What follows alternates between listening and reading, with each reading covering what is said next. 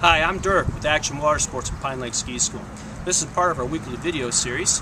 Sorry we couldn't get to anything to you last week. Unfortunately, it was a holiday week and we just ran out of time. We get asked many times why boats don't start. Well, we have deduced after 25 plus years that there's three main reasons why boats won't start. And they always seem to fail when you got a lot of people and you want to go out and have fun. So I'm going to save you some money in the long run. There's three reasons. Number one, battery connections. Number two, neutral safety lanyard. And number three, the safety switch.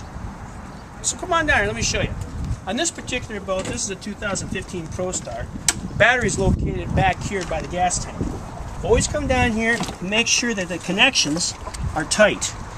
If the connections aren't tight, it will discharge the battery and you can end up with a dead battery.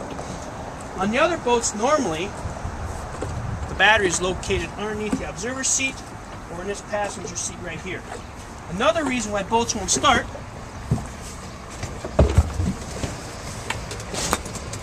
is that it's in gear. And if it's in gear, it will not start. A lot of times you may have it in gear and it still won't start. The older boats, there's a little switch in here that's a neutral safety switch, and that goes bad. So if you jiggle it at times, then try starting it.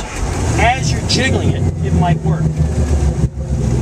Another reason why a boat won't start is this little safety lanyard. Take this safety lanyard, push it on and off.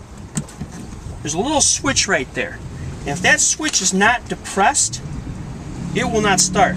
So a lot of times what you'll see is no gauges, nothing. You're in neutral.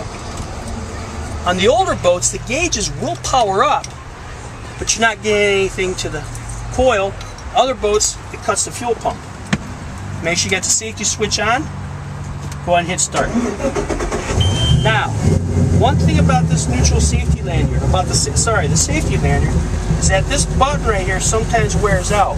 You can actually fix that by just putting a dime in there. And that dime will actually close that gap. Well, once again, I'm Dirk with Action Water Sports at Pine Lake Ski School. Hope you enjoy your video.